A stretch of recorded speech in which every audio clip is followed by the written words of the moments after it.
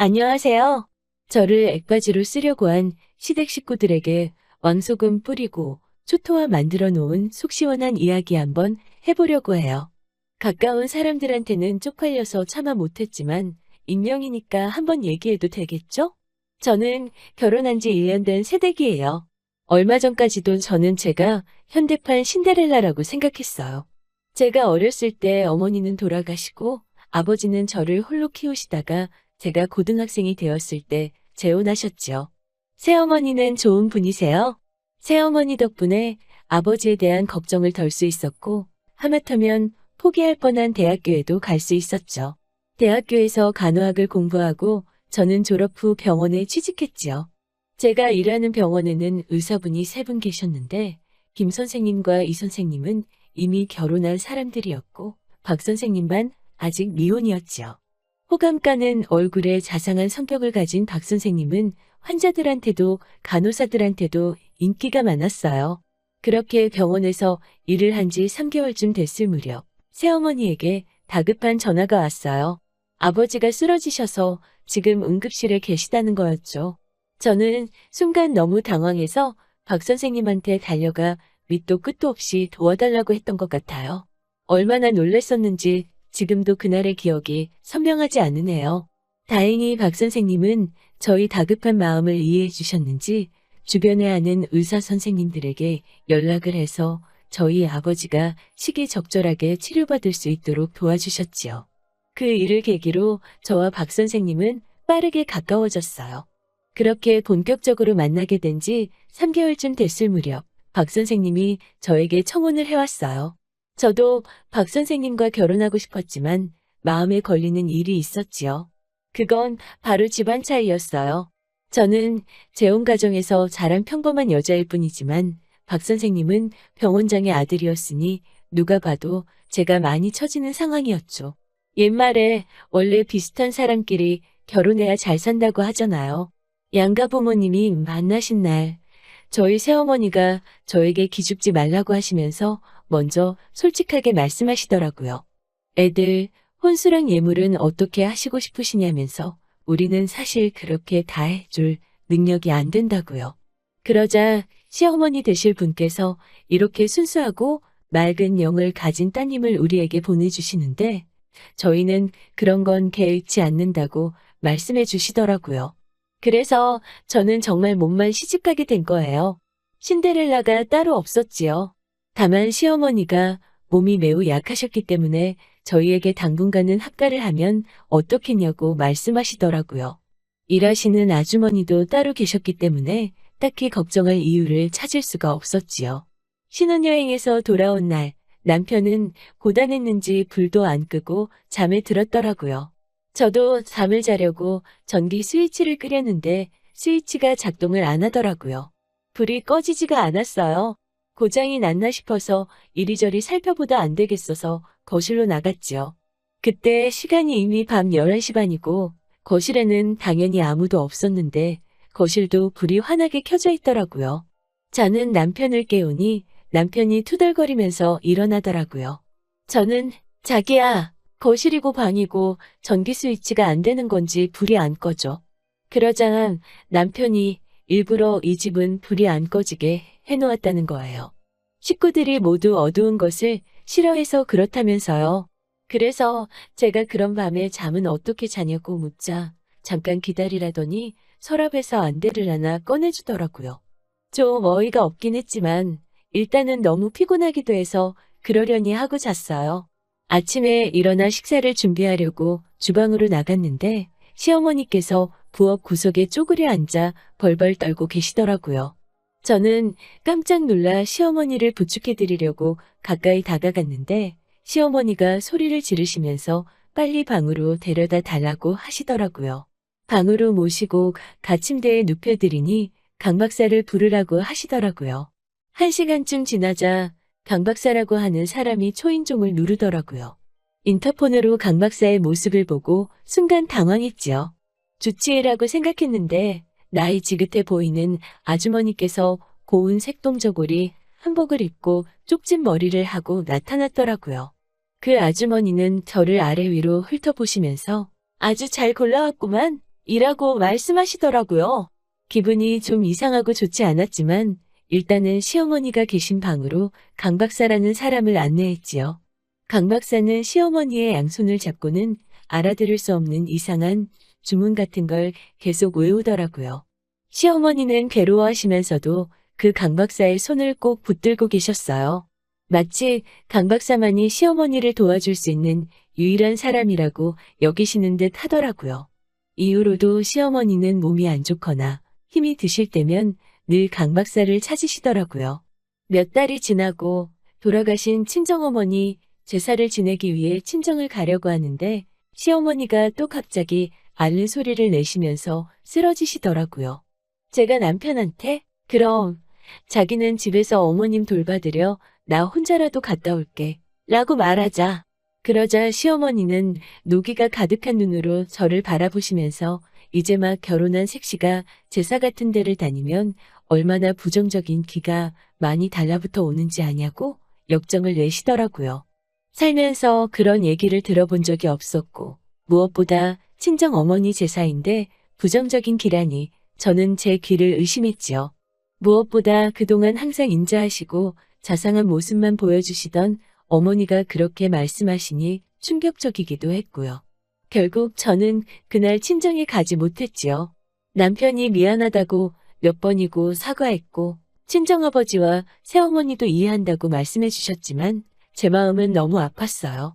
그날 이후로 어머니는 점점 더 제가 무엇을 하는지 누구를 만났는지에 촉각을 곤두세우시고 예민하게 반응하시기 시작하셨어요. 누구를 만나느냐, 어디를 가느냐 물으시면서 부정탄다는 말을 곧잘 하시더라고요.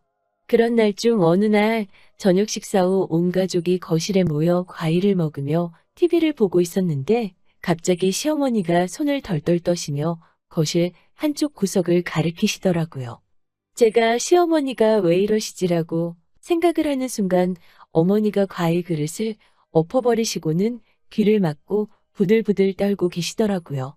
놀란 시아버지와 남편이 시어머니를 방으로 모시곤 바로 강 박사에게 연락하셨어요. 저는 다들 제정신이냐며 병원으로 모시자 하니까 시어머니께서 아니라며 다 소용없다며 흐느껴 오시기 시작하시더라고요. 곧이어 강 박사가 집에 도착했어요. 저는 이럴 때가 아니라고 병원으로 모셔야 한다고 재차 이야기했지요. 그러자 강 박사가 단호한 목소리로 제게 며느님, 이거는 그래서 낫는 병이 아닐세 라고 하니 남편이 불공도 드리고 굿도 했지만 안 되는데 어떻게 하라는 거냐 몇 따지더라고요. 저는 사실 불공이며 굿이며 그때 처음 들은 거였지요. 강 박사는 저를 바라보며 순수하고 맑은 영을 가진 며느님이 내린 굿을 받으면 시어머니가 씻은 듯이 괜찮아질 거라고 말하는 거예요. 그러면서 아무것도 없는 며느리 이만큼 살게 해줬는데 이 정도 효도는 할 수 있는 거 아니냐고 말하더라고요. 저는 순간 당황해서 뭐라 말도 못하고 얼떨결에 그러겠노라 했지요. 하지만 밤새 아무리 생각해봐도 이건 아니다 싶더라고요. 그래서 도저히 안 되겠다, 못하겠다고 말씀드리려고 1층에 있는 시부모님 방으로 내려갔어요. 그런데 노크를 하려던 순간 보니 방문이 살짝 열려 있더라고요. 그리고 방문 사이로 저를 뺀 시부모님과 남편의 대화가 흘러나오더라고요. 셋은 누가 들을까 무서운지 조심조심 대화를 나누고 있었어요. 어머니, 거봐요. 우리 집사람은 해준다고 했잖아. 병원에서도 사람이 얼마나 착하고 물렀는지 내가 제대로 골라왔죠? 그러자 시어머니는 그러게 애가 같아붙다 따지지도 않네.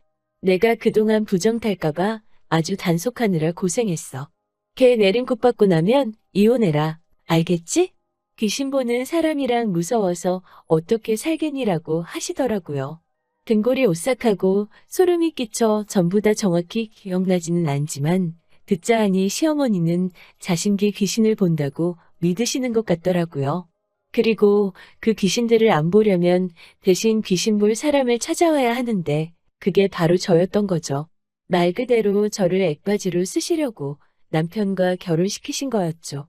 그리고 저를 액바지로 쓰고 나면 남편에게서 빼내버릴 생각인 거고요. 저는 내림굿이고 나발이고 어떻게든 그 전에 이혼해서 이 무서운 집구석을 빠져나가야겠다는 생각이 들더라고요. 신데렐라가 아니라 제사상의 제물이 된 기분이더라고요. 다음 날 아침, 제가 일어나자마자 어머니는 기다렸다는 듯이 저에게 한시라도 빨리 내림굿을 받았으면 좋겠다고 하시더라고요. 이어서 어머님은 빨리 건강해져서 너랑 모녀지간처럼 쇼핑도 다니고 놀러도 다니고 싶다고 입에 침도 안 바르시고 거짓말을 늘어놓으시더라고요.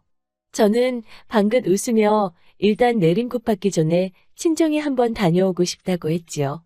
이번에도 시어머니는 역시나 저에게 친정은 뭐하러 가냐며 큰일 앞두고 싸돌아다니면 부정 탄다고 저를 막으시더군요. 하지만 그 검은 속내를 다 알아버린 제가 더 이상 뭐가 두렵고 무서워서 시어머니의 말을 듣겠어요? 저도 이번에는 강하게 나갔지요. 벌써 부모님 못 뵌 지가 몇 달이라고 집에 가서 점심만 같이 먹고 오겠다고 말이죠. 시어머니는 한마디 더 하시고 싶은 눈치였지만 제가 혹시나 내림굿 안 받겠다고 하면 어쩌나 걱정하셨는지 불편한 표정으로 알겠다고 하시더라고요. 점심만 먹고 오겠다고 했지만 그건 거짓말이었어요. 저는 술 한 병과 생전에 친정어머니가 좋아하시던 간식도 챙겨서 모처럼 친정어머니 산소에 다녀왔지요. 그리고 오는 길에 친정에 들려서 친정아버지와 새어머니를 모시고 맛있는 저녁도 먹었어요. 술도 한잔하고요. 그리고 집에 들어오니 9시쯤 되었더라고요. 아니나 다를까 시어머니가 아주 난리가 났더라고요. 큰일 앞두고 저렇게 몸을 마음대로 굴린다는 표현을 하시면서요. 제가 어디서 남자랑 뭐라고 온 것도 아닌데 말이죠. 저는 어머님 말 조심하세요. 저 피곤해서 먼저 들어갈게요. 라고 말하고는 방에 들어왔어요. 남편도 똥 마려운 강아지 마냥 제 앞에서 안절부절하더라고요. 뭐라고 한마디 했다가 역풍 불러올까? 조심하는 눈치랄까? 어이가 없더라고요. 다음날 아침 어디서 구해왔는지 모를 한복 한 벌을 시어머니가 챙겨주시면서 갈아입으라고 하시더라고요. 오늘은 내림굿을 받으러 가자면서 말이죠. 저는 이제서야 생각났다는 듯이 시어머니께 어제 저 돌아가신 친정어머니한테 다녀왔어요 하고 말했죠. 그러자 시어머니가 경기하듯 너는 내가 그렇게 몸조심하라고 부정탄다고 경고를 했는데 기어이 재수없게 거길 다녀왔냐? 며칠을 떠시더라고요. 더 이상 이런 말 같지도 않은 소리를 들어줄 수가 없어서 저는 부엌으로 뛰어가 올해 김장할 때 쓰고 남은 굵은 소금을 양푼에 한 바가지 퍼왔어요. 그리고는 입고 있던 가디건 주머니에 팥도 한 주먹 담아왔지요. 거실 한복판에서 저를 향해 연신 손가락질하며 뭐라 떠드는 시어머니 면전에다가 소금을 그냥 후드려 갈겨버렸어요.